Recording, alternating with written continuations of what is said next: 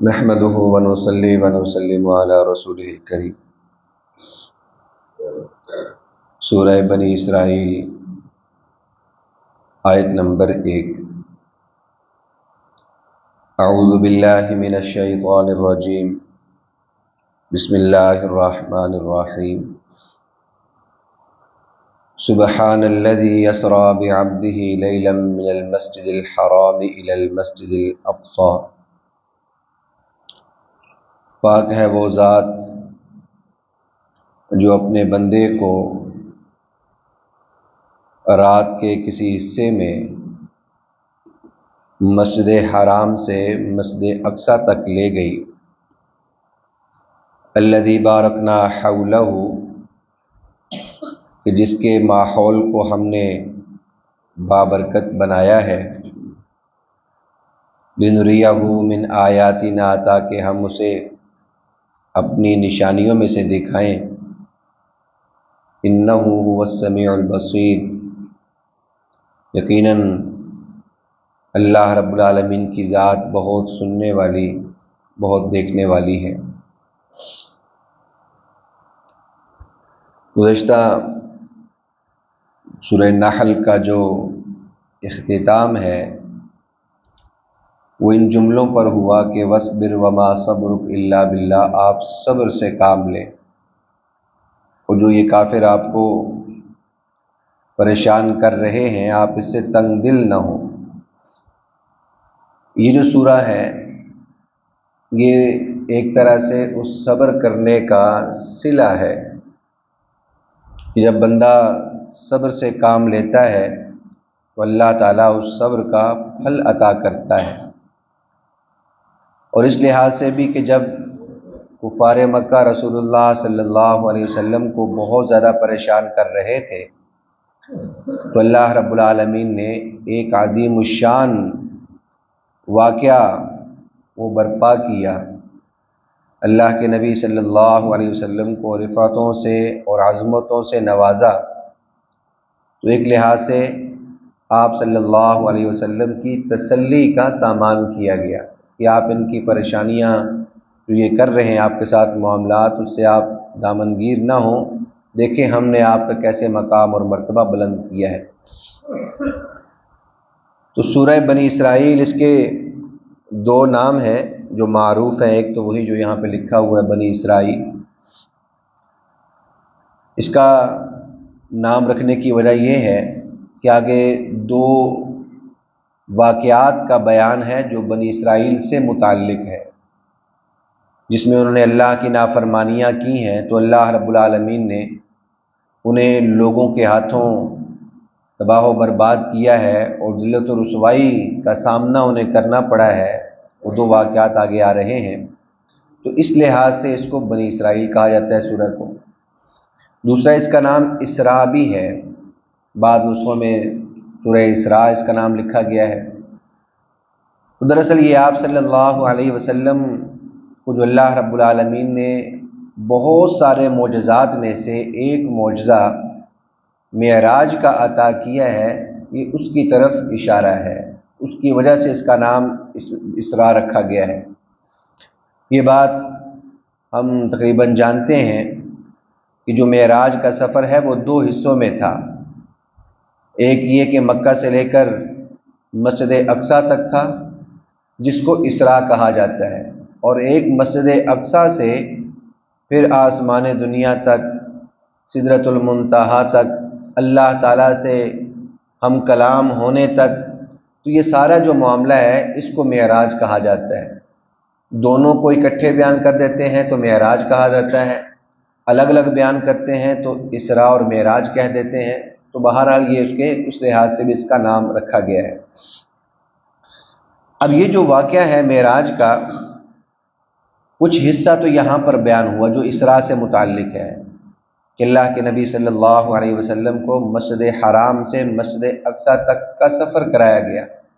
اس کا بیان ہے، اس میں اسراء کا بیان ہے۔ اور جو دوسرا حصہ ہے وہ سورہ نجم میں بیان ہوا ہے، جہاں اللہ رب العالمین نے اس بات کو ارشاد فرمایا کہ وہ دونوں قاب قوسین او ادنیٰ، قریب ہو گئے، بہت زیادہ قریب ہو گئے، اور اللہ رب العالمین نے عند سدرۃ المنتہا وہاں تک پہنچا دیا، اس کا تذکرہ وہاں پر سورہ نجم میں بھی آتا ہے۔ اب اس واقعے سے متعلق جو زمانے کا تعین ہے اس میں اختلاف ہے، مختلف اقوال موجود ہیں۔ بعض لوگوں نے تو اس کو معروف کر رکھا ہے، جی دن تک معروف کر رکھا ہے 27 رجب میں ہوا ہے، ایسا نہیں ہے۔ مختلف اقوال اس میں موجود ہیں کہ آپ صلی اللہ علیہ وسلم کو کس زمانے میں یہ سفر عطا ہوا ہے، یہ معجزہ عطا ہوا ہے۔ اتنی بات تو طے ہے کہ ہجرت مدینہ سے پہلے ہی عطا ہوا ہے۔ اب نبوت کا سال جو تھا، نبوت ملنے کے بعد کون سے عرصے میں ہوا ہے، تو 4 سال کا قول بھی ہے کہ نبوت ملنے کے 4 سال بعد عطا ہوا، اور یہ بھی ہے کہ 10ویں سال میں آپ کو عطا ہوا۔ یہ وہ زمانہ تھا جب ام المومنین سیدہ خدیجہ الکبریٰ رضی اللہ تعالی عنہ کی رحلت ہو گئی، ان کا انتقال ہو گیا۔ پھر آپ کے چچا ابو طالب جو آپ کے بہت ہی حمایت کرنے والے تھے، بہت ہی آپ کے ساتھ تعاون کرنے والے تھے، ان کا انتقال ہو گیا۔ پھر اسی زمانے میں آپ صلی اللہ علیہ وسلم کو کفار مکہ کی پریشانیوں کی وجہ سے طائف کا سفر بھی کرنا پڑا۔ تو یہ پے در پے واقعات ہوئے ہیں اس زمانے میں، اور یہ بڑا ہی مشقت کا سال تھا۔ رسول اللہ صلی اللہ علیہ وسلم اس کو عام الحزن سے تعبیر کیا ہے، غم کا سال، کہ اس سال میں بہت زیادہ آزمائشیں رسول اللہ صلی اللہ علیہ وسلم پر آئی تھیں۔ تو زیادہ جو اقوال جو راجح اور بہتر بات ہے، جس کی طرف زیادہ علماء گئے ہیں، مفسرین گئے ہیں، وہ یہی ہے کہ آپ صلی اللہ علیہ وسلم کو 10ویں سال یعنی ہجرت کے 3 سال پہلے یہ سفر عطا ہوا ہے، اور اللہ رب العالمین نے یہ سفر آپ کو دیا ہے۔ اب اس میں جو اگلی بات ہے وہ زیادہ اہم ہے کہ معراج یہ محض روحانی نہیں تھا، یہ خواب کی طرح نہیں تھا کہ اس کو یوں کہا جائے یہ خواب تھا اور خواب۔ اس کی وجہ یہ ہے کہ کچھ روایات ہیں، ان میں کچھ ایسے الفاظ استعمال ہوئے ہیں کہ جس سے لوگوں کو شبہ ہوا کہ یہ شاید خواب کا بیان ہے۔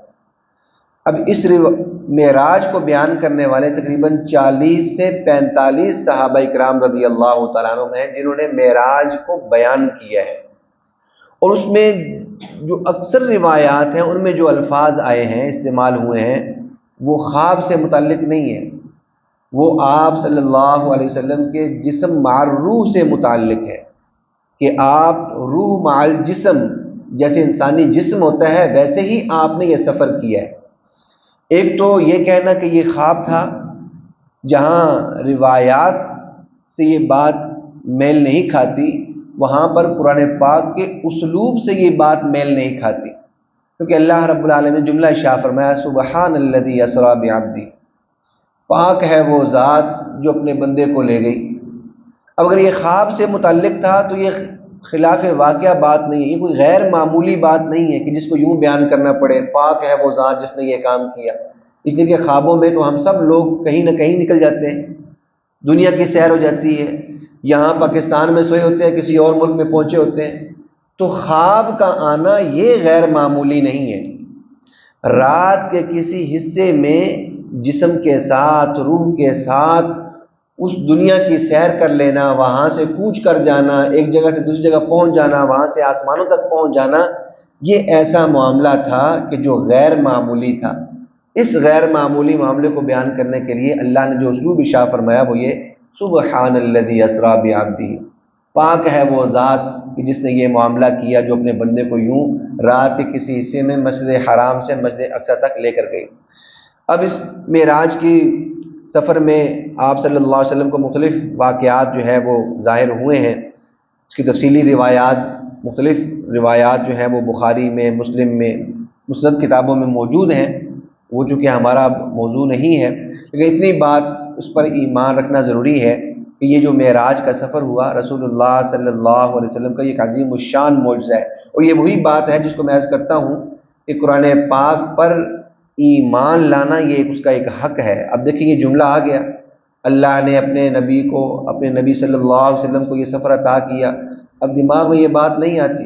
انسان سوچتا ہے کہ رات کے کسی حصے میں یہ سارے معاملات ہوئے، اس طرح کی سواری جو اللہ کے نبی صلی اللہ علیہ وسلم نے شاہ فرمائی کہ وہ سواری ایسی تھی جہاں اس کی نگاہ پہنچتی تھی وہاں اس کا قدم ہوتا تھا، مسجد اقصیٰ تک پہنچائے گئے، وہاں سے آسمانوں تک پہنچائے گئے، نبیوں سے ملاقاتیں ہوئی ہیں مختلف آسمانوں پر، پھر وہاں ہم کلامی ہوئی ہے۔ یہ سارے معاملات لیلاً، رات کے اندر بھی نہیں، رات کے کسی حصے میں، مختصر سے حصے میں یہ معاملات ہوئے ہیں، اس کو اللہ رب العالمین نے شاہ فرمایا وَمَا بَارَكْنَا حَوْلَهُ۔ مسجد اقصیٰ تک اللہ رب العالمین اپنے بندے کو مسجد حرام سے لے کے گئے، فرمایا یہ مسجد اقصیٰ وہ علاقہ ہے بارکنا حولہ، جس کے ماحول کو ہم نے بڑا بابرکت بنایا ہے۔ اور ماحول بابرکت کیوں ہے؟ کہ وہ انبیاء کرام علیہ السلام کا مسکن ہے،